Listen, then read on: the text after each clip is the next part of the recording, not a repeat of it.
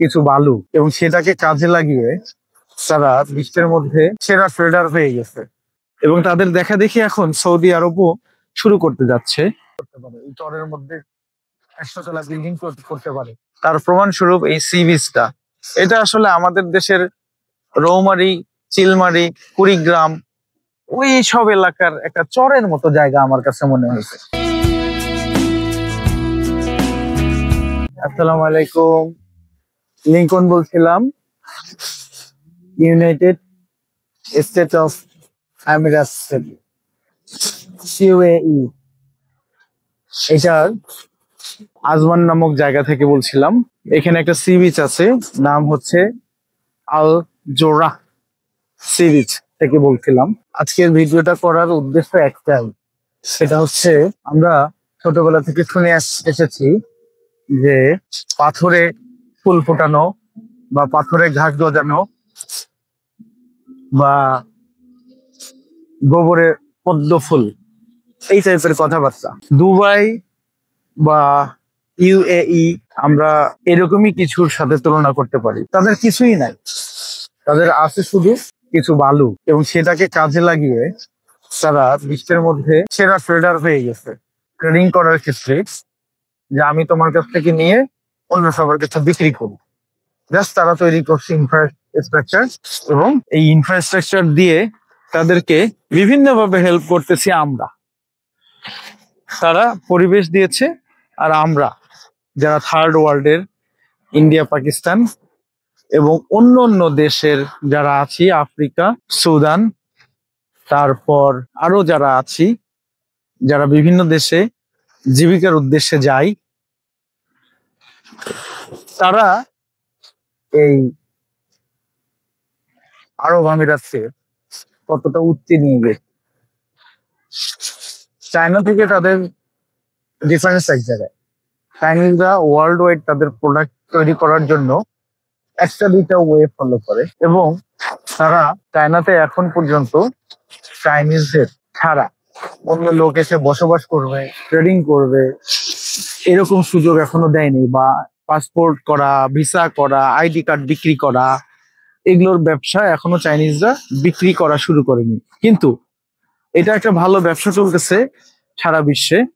এই বিক্রি ব্যবসাটা, এই ট্রেডিংটা দুবাই সহ ইউরোপের অন্য অন্য অনেক কান্ট্রি করেছে, কিন্তু দুবাই সবচেয়ে এগিয়ে আছে।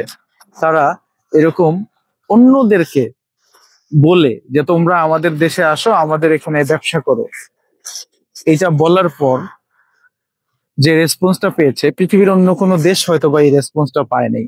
এবং তাদের দেখা দেখি এখন সৌদি আরবও শুরু করতে যাচ্ছে যে আপনি নিজে কোম্পানি খুলে সৌদিতে ব্যবসা করতে পারবেন। কিন্তু এখানে পায়োনিয়ার আমি বলবো বা আমরা জানি সেটা হচ্ছে আরব আমিরাত। বিশেষ করে দুবাইতে যারা আসেন, এসে কোম্পানি ওপেন করেন, ওপেন করার পরে ভিসা পান, ভিসা পাওয়ার পরে আপনি নিজেই পরিশ্রম করেন, কিন্তু কোম্পানি ওপেন করার যে ফিটা তো আপনি তাকে দিয়ে দিলেন, এবং সেটা কম, 5 থেকে 7 লাখ টাকা, কারো কারো ক্ষেত্রে 4 লাখ টাকা। আর 15,000 RMB কমে তো কেউ কোম্পানি ওপেন করতে পারেন না। এই যে জিনিসগুলো, এটা কিন্তু তাদের রেভিনিউকে জেনারেট করতেছে খুব দ্রুত। এবং তারা যে শুধুমাত্র এটা করে বসে থাকবে সেটা না, এটা করার পরে তারা যে কাজটা করেছেন সেটা হচ্ছে ইনফ্রাস্ট্রাকচারটা ডেভেলপ করেছেন, যাতে করে আপনি এই জায়গায় এসে নিরাপদ বোধ করেন, শান্তি মতো থাকতে পারেন এবং ব্যবসা করতে পারেন। আপনার দেশে যেভাবে ব্যবসা করতেছেন তার চেয়ে ভালো ব্যবসা যাতে আপনি এখানে করতে পারেন, তার প্রমাণস্বরূপ এই সি বিচটা। এটা আসলে আমাদের দেশের রৌমারী, চিলমারী, কুড়িগ্রাম ওই সব এলাকার একটা চরের মতো জায়গা আমার কাছে মনে হয়েছে। সেই চরটাকে তারা বড় বড় বিল্ডিং দিয়ে কি করেছে।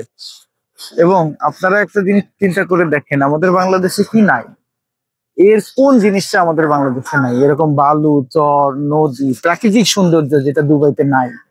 এর চেয়ে অনেক ভালো ভালো সুযোগ সুবিধা ন্যাচারালি বিধাতা আমাদেরকে দিয়েছেন, আমরা সেটা কাজে লাগাতে পারছি না। এই দুঃখ ঘুচানোর জন্য আমরা কাজও করতেছি না।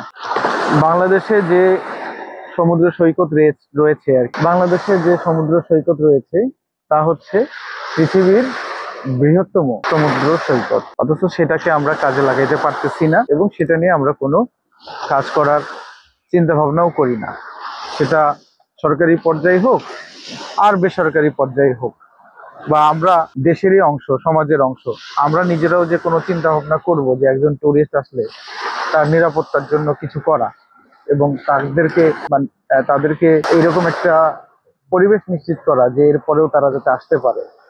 এবং ব্যক্তি আমি এবং আপনি, আমাদের মধ্যে এমন কিছু তৈরি করা যাতে করে টুরিস্টরা আকৃষ্ট হয়, সেই জিনিসটা নাই বাংলাদেশে। একবার একজন লোক গেলে, একটা পর্যটক যদি যায়, দ্বিতীয়বার আর বাংলাদেশে যাওয়ার চিন্তা করে না। এই যে একটা টেন্ডেন্সি, এই যে একটা ধারণা, এই যে একটা নেগেটিভ অবস্থা, এই অবস্থা থেকে আমরা বের হয়ে আসতে পারি তখনই যখন মানসিক এবং শারীরিক ভাবে আমরা সম্পূর্ণ প্রস্তুত থাকবো ট্যুরিজম সেক্টরটাকে ডেভেলপ করার জন্য। এই চর বাল এগুলোকে যদি আরব আমিরাতের মতো দেশ এইভাবে করতে পারে, এইভাবে ডেভেলপ করতে পারে, এই চরের মধ্যে 100 তলা বিল্ডিং করতে পারে, তাহলে আমরাও নিশ্চয়ই পারবো।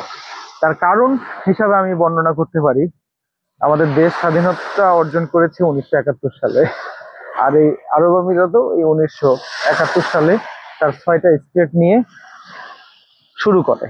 72 সালে আর একটা স্টেট যুক্ত হয় তাদের সাথে, যুক্ত হওয়ার পরে টোটাল 7টি স্টেট নিয়ে তাদের যাত্রা শুরু।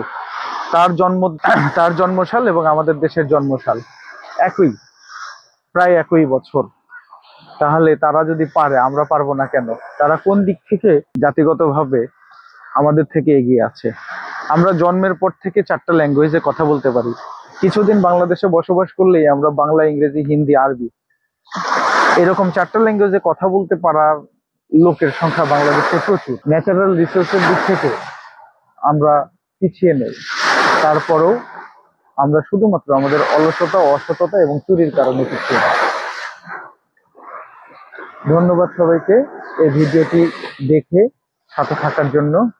পরবর্তী সময়ে কোনো ভিডিও যদি নিয়ে আসি, আবার আপনাদের সাথে অন্য কোনো এক জায়গা থেকে দেখা হবে। ভালো থাকবেন, সুস্থ থাকবেন।